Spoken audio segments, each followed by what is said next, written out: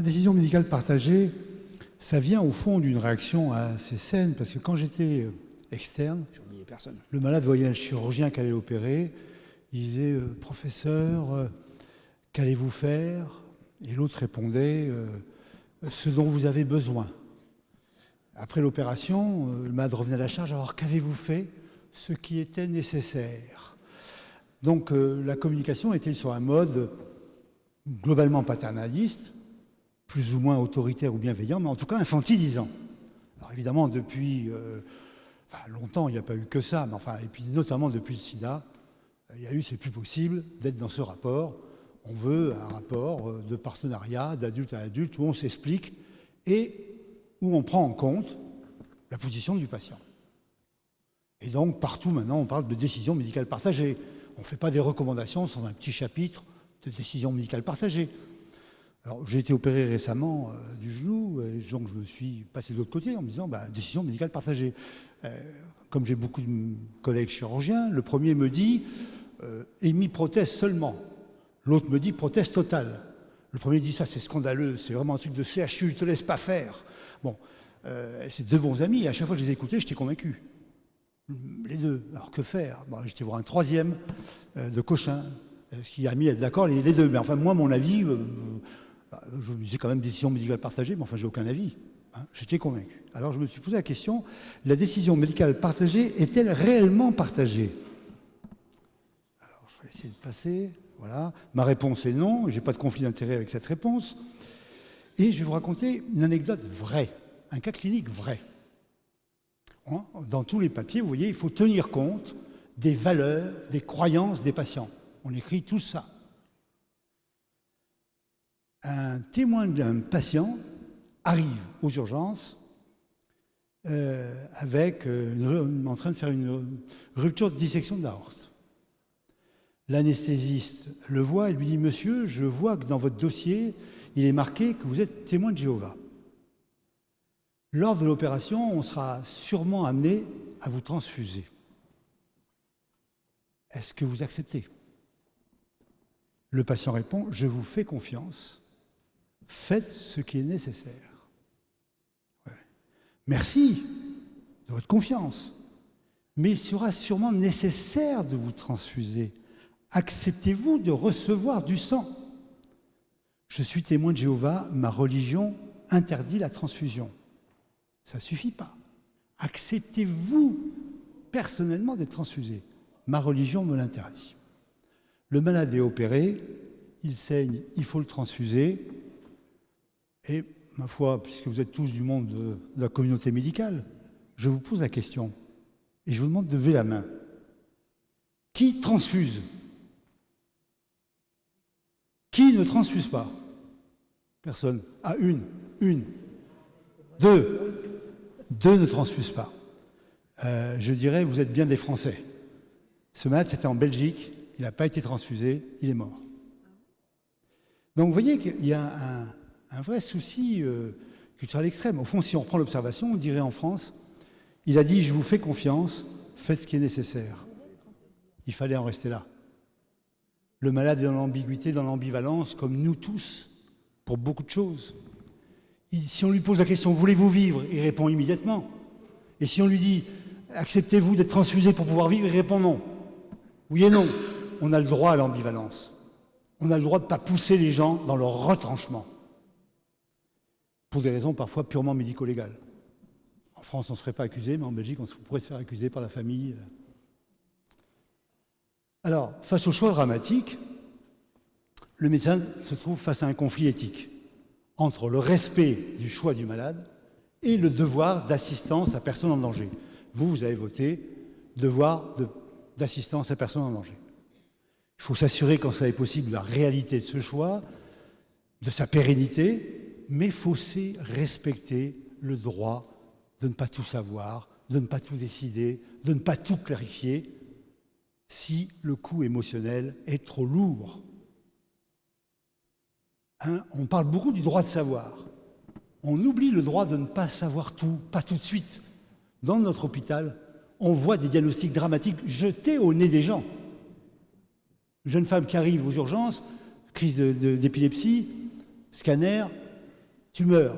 Madame, vous avez les métastases d'un cancer primitif, on vous envoie un service de médecine interne pour le chercher. Et boum. Donc, on voit absolument tout au nom du droit de savoir.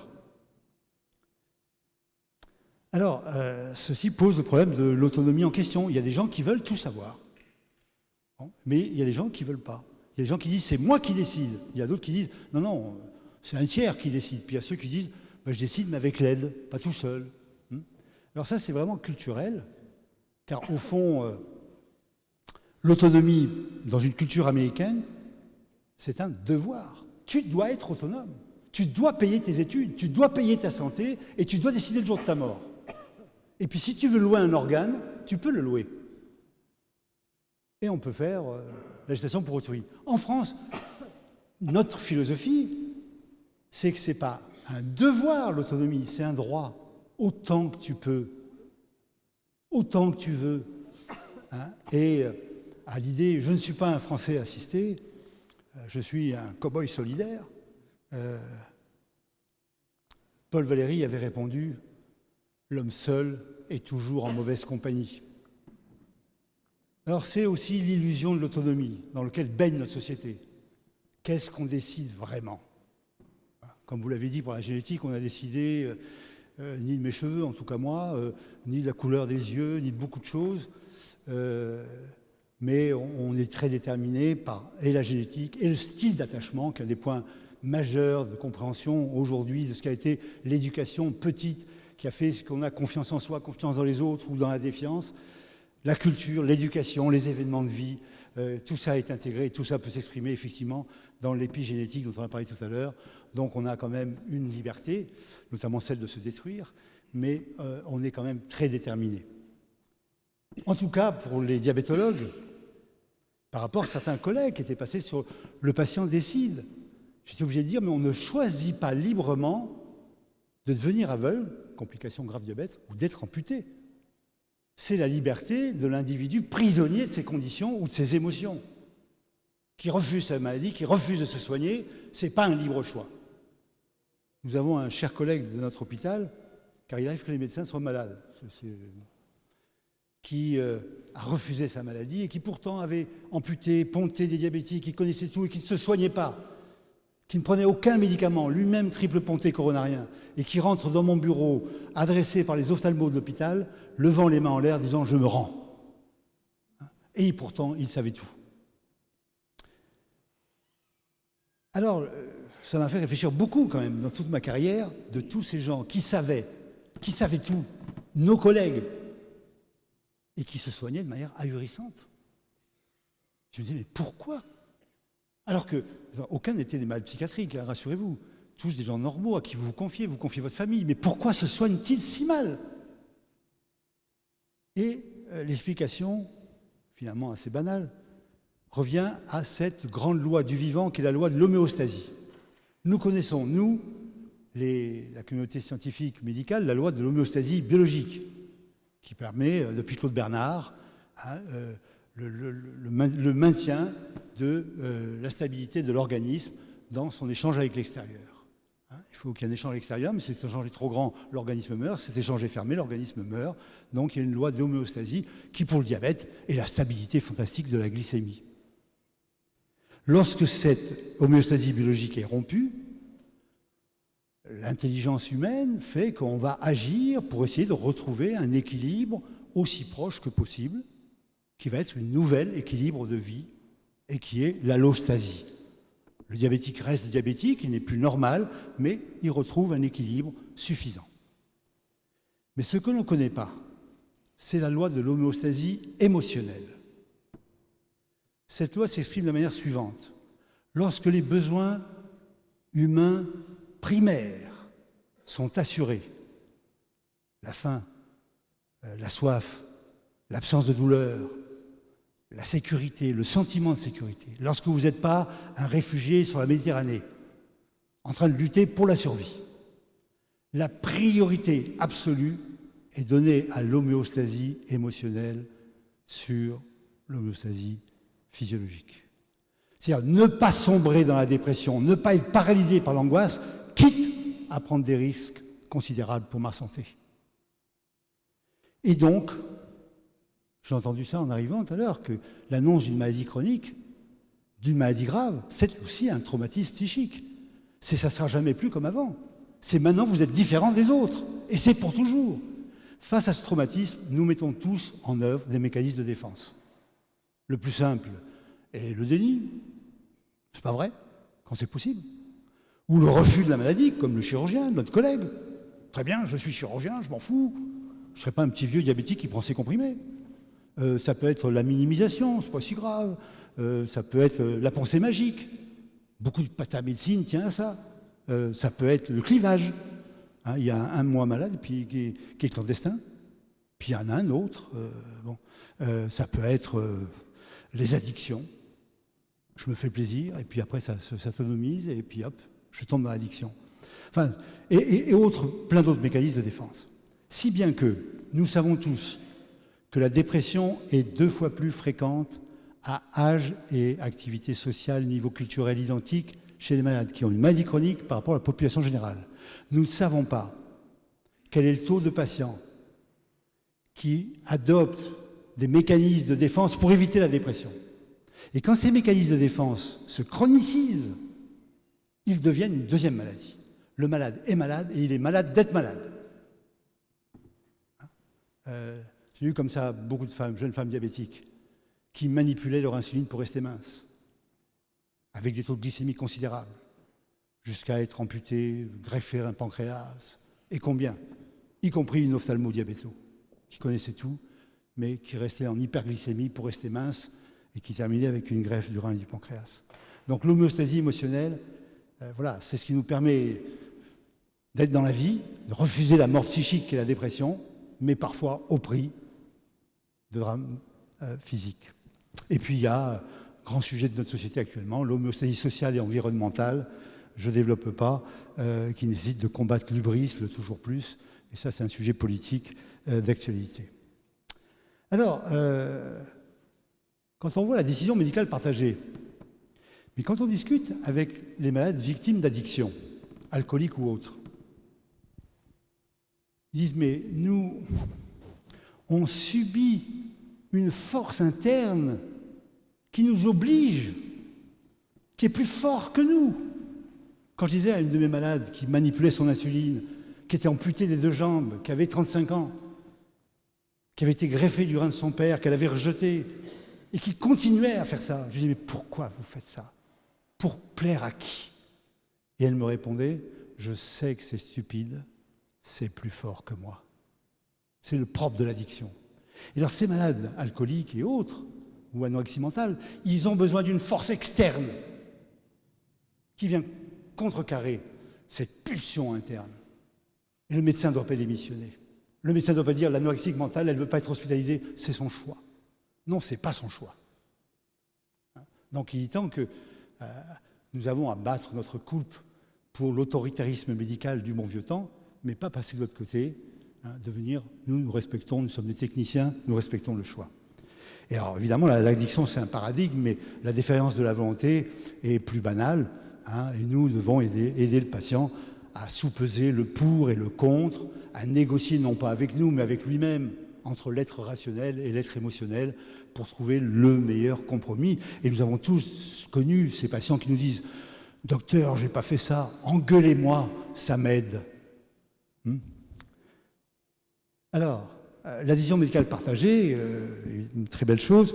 Enfin, néanmoins, dans un système comme le nôtre de santé, ce n'est pas seulement une relation duel. Nous sommes dans un système solidaire. Quand la ministre, à mon avis, à juste titre, décide 11 vaccins obligatoires, c'est obligatoire pour le médecin comme pour le malade. Bon. De même, quand on dit on peut rembourser les transports dans telle et telle condition et pas systématiquement, ce n'est pas un choix individuel. Les génériques, ce n'est pas un choix individuel. Et ça nous met en porte-à-faux. Parce qu'au fond, nous, en tant que médecins individuels, dans un colloque singulier, on n'est pas là pour défendre la sécu, on est là pour défendre le patient. Et si on se met à jouer le médecin de la sécurité sociale, on casse notre relation, on rentre dans des discussions sans fin sur « moi, j'abuse pas, docteur », alors qu'il y en a d'autres qui abusent. Enfin bref, on est là en train de faire la morale, ce n'est pas notre rôle. Et nous voilà dans une difficulté relationnelle dans une société qui aura besoin que le système de santé, ce n'est pas un choix individuel, c'est aussi un choix collectif. Alors il y a deux versions. Et moi je suis attristé que sur beaucoup de sujets, il y a deux versions dans plein de sujets, mais nous ne défendons pas assez celle de notre philosophie, de notre culture française et à vrai dire européenne, face à la culture tout aussi respectable, mais largement anglo-saxonne. Nous adoptons la pensée et l'idéologie et la philosophie anglo-saxonne sans discuter. Il y a une version postmoderne de la décision médicale partagée. La relation médecin-malade est une relation symétrique, le plus neutre possible. Et puis il y a une version hippocratique, celle que moi je défends, qui sont la d'autres. Si la relation tend à être moins asymétrique que par le passé du point de vue de l'information, grâce à Internet, grâce à la culture, grâce à notre devoir d'explication, mais elle reste fondamentalement asymétrique, notamment sur le plan émotionnel. Et notre devoir est un devoir d'empathie, non pas de neutralité. Alors, la version postmoderne, c'est la version canadienne. Les Canadiens sont en pointe. Alors, on a beaucoup à apprendre d'eux, parce qu'ils ont une longueur d'avance sur nous, sur la médecine communautaire. Mais voilà ce qu'ils écrivent. Les deux parties, on se croirait chez le notaire, les deux parties, c'est-à-dire médecin-malade, s'informent mutuellement pour parvenir à un accord sur la décision dont elles partagent la responsabilité. Le danger, c'est que le médecin influence le patient. Je dois être neutre. Bon, ça, c'est la version Cathy Charles, donc évidemment, médecin de santé publique qui ne soigne pas de malade, mais surtout de philosophie canadienne. C'est la volonté de gommer la symétrie, comme si la maladie était extérieure au patient, comme si le malade était transparent à lui-même. Alors ça peut aller jusqu'à l'indifférence revendiquée. On voit des jeunes collègues qui informent le patient et puis qui lui disent maintenant, je vois ça dans la nutrition par exemple, vous changerez ou vous ne changerez pas, moi ça ne changera pas ma vie. C'est-à-dire qu'il y a une indifférence revendiquée. Et puis il y a l'autre version, alors ça peut dériver, aller loin, un collègue chez nous mais qui était histologiste, ce que l'on demande aux médecins est analogue à ce que l'on requiert de tout autre prestataire de service. Un maximum de compétences, un minimum de politesse. Bon. Guy Valencien, autre chirurgien très spécialisé, c'est normal qu'il glisse vers ça, dit, faut-il toujours réciter le serment d'Hippocrate? Évidemment, s'il n'y a pas d'asymétrie émotionnelle, pourquoi il y a un serment à prêter? Le code du commerce suffit. Bon, ça infiltre même jusqu'à l'éducation thérapeutique. Alors la version hippocratique, au fond, elle est hippocratique, mais aussi d'origine chrétienne, développée en Suisse par Paul Tournier, qui consiste à évidemment informer le patient, prendre en compte son expérience de vie, ses croyances, en débattre, mais à l'aider à prendre la bonne décision. Absolument pas rester neutre. Et la responsabilité reste une responsabilité médicale. Ce n'est pas une responsabilité partagée. Donc la relation est un soin. Alors je vous ai recité un merveilleux exemple d'Olivier Sacks, grand neurologue américain qui a écrit un livre qui s'appelle « L'homme qui prenait sa femme pour un chapeau », avec une série d'observations cliniques. Et il raconte le cas de M. Ray, qui était atteint de la maladie de Gilles de la Tourette. Gilles de la Tourette, neurologue de la Salpêtrière. C'est la maladie des tiques. Vous savez, ces gens qui sont remplis de tiques et qui, en général, sont assez désinhibés. Agressifs, vulgaires, interpellant les gens, enfin insupportables à vivre. Donc M. Ray avait un caractère querelleur, à la fois brillant et grossier. Son couple avait été menacé, il avait été mis à la porte une douzaine d'emplois, toujours à cause de ses tics, de ses crises. Bon, mais voilà, les Tourettiens ont une particularité génétique. Ils sont souvent des musiciens remarquables. Et ce monsieur Ray était un batteur de jazz absolument exceptionnel. Donc il voit Olivier Sacks. Olivier Sacks fait le diagnostic et lui donne le traitement, un neuroleptique, l'aldol. Et voilà que monsieur Ray devient un compagnon de vie très agréable. Il a une promotion professionnelle. Enfin, il est changé, sa vie est transformée et celle des autres encore plus. Mais il est devenu un batteur de jazz assez commun. Bon, il n'est plus le batteur de jazz génial d'avant. Et ils vont discuter. Et ils vont prendre une décision médicale partagée telle que je la conçois. Monsieur Ray, désormais, prendra l'aldol du lundi au vendredi, et le samedi et le dimanche, il reviendra, Monsieur Ray, Gilles de la Tourette, batteur de jazz génial. Hein? Donc voilà comment je comprends la décision médicale partagée. Alors évidemment, reste ce problème. Alors j'ai eu ce débat avec plein de collègues, dont un collègue suisse qui m'avait absolument effrayé. Il suivait un diabétique bouddhiste. Et il m'a dit, il connaissait tout sur l'alimentation, il refusait tous les traitements, mais alors sur l'alimentation, il était exceptionnel. Il m'a appris beaucoup de choses et on discutait du bouddhisme. Je lui ai dit, mais à la fin, il t'a converti. Il me dit, ben, un jour, alors il ne s'est jamais traité, mais un jour, les collègues de réanimation m'ont appelé et m'ont dit, ton malade, que tu traites depuis des années par la méditation, est dans le coma, il en est mort. Alors, beaucoup de gens trouvaient ça fantastique parce qu'il avait suivi le patient, il l'avait accompagné. Alors, qu'est-ce qu'on fait? Et nous avons tout ça. Des patients qui viennent nous voir, mais qui ne font rien. Enfin, ils ne font jamais, pour des raisons pas forcément spirituelles, pour des choix de vie, pour... Bon, que faire? Les accompagner, dire, bon, il fait rien, mais enfin, après tout, il n'a peut-être pas tort. Si j'étais à sa place, peut-être que je ne ferais rien non plus, en faisant semblant. Je renouvelle l'ordonnance, je sais qu'il ne la prend pas, il sait que je sais, mais enfin bon. Hein, le but, à ce moment-là, est de créer un conflit cognitif, empathique. Au fond, pourquoi vous venez me voir? En quoi puis-je vous être utile? Vous savez tout, vous ne faites pas, est-ce que je peux comprendre pourquoi? Et là, on rentre dans le sujet, donc créer cette ambivalence qu'on a tous, ces conflits qu'on a en interne, permettre aux patients de les exprimer. Donc tout ça entraîne la conclusion suivante, que la décision médicale partagée n'est réellement partagée que s'il y a eu une individualisation du traitement, que s'il y a eu un transfert de connaissances et de compétences aux patients, et que si on l'a aidé à cheminer dans le processus d'acceptation de la maladie, d'adaptation, c'est-à-dire le processus de résilience. Et pour moi, donc, l'éducation thérapeutique dans la maladie chronique, ce n'est pas une prestation supplémentaire, c'est une autre médecine qu'hélas, on n'apprend pas assez dans les facultés de médecine. C'est pour ça que j'ai écrit avec des patients, avec des collègues, avec beaucoup de monde, un livre sur les maladies chroniques, en disant c'est vers la troisième médecine. Alors, ce n'est pas seulement de la pub, parce que les droits d'auteur vont à ATD Carmonde. Mais je voulais juste vous lire ce qu'a écrit Joël Ménard, hypertensiologue célèbre, ancien directeur général de la santé, à qui j'avais demandé d'écrire le chapitre sur l'annonce du diagnostic. Alors, il raconte comment on annonçait l'hypertension quand il était interne, avec les maux de tête, l'insuffisance cardiaque, l'insuffisance rénale aiguë.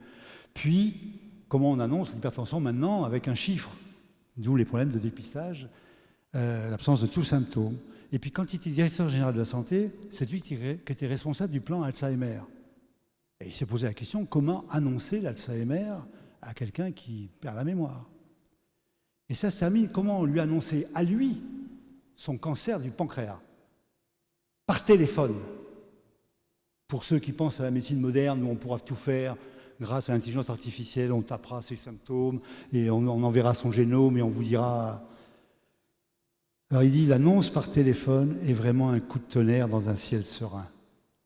Vous voyez soudainement le vol des canards dans la passée du soir, vous entendez un coup de feu et le canard mâle qui tombe à la verticale comme une pierre, c'est vous, boule de plume ensanglantée, que sa femelle attendra en tournoyant dans le ciel.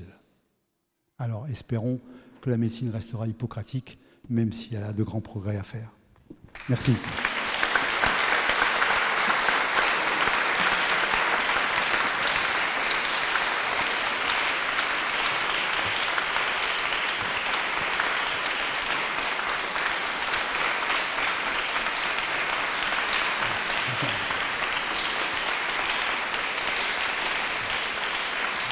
Voilà, le professeur André Grimaldi. On a besoin d'hommes comme ça tous les jours. Est-ce que vous avez des questions sur ce sujet bien difficile? Oui, allez-y. Moi, j'ai une simple question pratique. Est-ce qu'on pourra disposer, professeur, des slides, comme on dit? Avec l'accord de ceux qui parlent, oui, bien sûr. Tout cela sera mis sur le site internet comme sur les éditions précédentes. Donc vous les verrez. Moi, je dois dire que ce chirurgien dont tu as parlé et qu'on a suivi tous les deux, c'était un conflit permanent, les consultations avec lui. Un grand monsieur qui a sauvé des vies toute sa vie et quand il était malade, retournait au bloc dès qu'il pouvait y retourner. Et puis on l'a consulté, toi et moi, dans un fauteuil roulant et puis dans un fauteuil roulant et aveugle. Et c'était une déchirure. Mais ce que je veux dire, j'ai l'impression, moi, dans notre processus décisionnel avec mes patients, d'avoir évolué au cours du temps, avec l'âge, et que j'étais peut-être plus anglo-saxon, plus jeune, et plus, tu vois, hippocratique, plus vieux. On a l'impression qu'on chemine aussi, et que quand tu es jeune, c'est aussi une protection, cette médecine anglo-saxonne. Non, tu fais une bonne réflexion. C'est-à-dire que moi, j'ai mis 10 ans à me poser plein de questions comme ça, parce que je ne vous raconte pas tous les cas, même les plus célèbres. Et je pense quand même qu'un gros problème, c'est qu'on n'a pas eu de formation problème chronique sur la relation et notamment sur les problèmes psychologiques. C'est quoi des mécanismes de défense? Comment on a eu... alors maintenant, on essaie de passer le témoin aux plus jeunes pour qu'ils ne perdent pas sous ce temps. Moi, j'ai mis 10 ans pour un malade qui n'a jamais rien fait, qui a connu toutes les complications du diabète, qui venait seulement régulièrement en consultation, qui venait en hospitalisation, mais qui ne faisait jamais rien. Amputé, dialysé. Un jour, je lui ai dit, écoutez, depuis le temps qu'on se connaît, pourquoi n'avez-vous jamais rien fait? Et il a cette réponse lumineuse qui pour moi a été un éclair. Docteur, si je vous avais écouté, j'aurais été totalement déprimé. Alors que regardez les tuiles qui me tombent dessus, j'ai encore le moral. Mais oui, vous ne pouvez pas proposer à quelqu'un ce qui pour vous apparaît du bon sens, mais qui pour lui est une dépression. Notre collègue chirurgien, être un petit vieux qui prend des comprimés, c'était insupportable. Crever en salle d'op à 3 heures du matin, pas de problème. Mourir sur scène. Mais oui, donc, et moi je me rappelle, alors ça nous amène à la modestie qu'on n'a pas quand on est jeune. C'est-à-dire que une fois qu'on a dit ça, on sait qu'on ne gagnera pas toujours. On sait qu'on aura des échecs. Et lui, de certaine manière, on peut le dire, sa fin de vie était abominable. Alors j'avais essayé. Il arrive, il est diabétique, il a tout, l'hypertension, il ne prend aucun médicament. Et la première chose, il dit, qu'est-ce qu'il faut faire? Alors j'ai pensé à Xavier, j'ai dit, tension, la tension. Qu'ils prennent au moins un truc pour la tension. Bon. Et puis au bout d'un moment, on se voyait, ça allait un peu mieux. Et là, j'ai dit, je vais entrouvrir la porte. Je lui dis, t'es vraiment un chirurgien? Il me dit, qu'est-ce que tu veux dire par là? Je lui dis, pas parce que tu peux te défoncer pour les autres, mais s'occuper de toi, c'est impossible. Et il referme la porte. Aussitôt, il me la claque. Toi, tu es vraiment un drôle de diabétologue. Bon.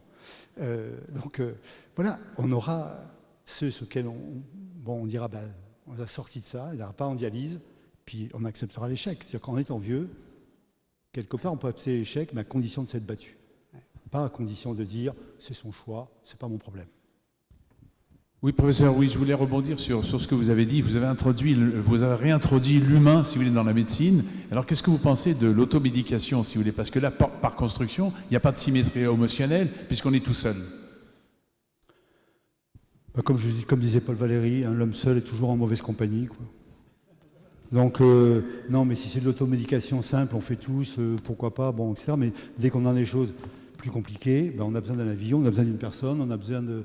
Vous savez, le problème majeur qu'on gomme, et que les associations de patients gomment parce qu'ils n'aiment pas le mot observance, à juste titre.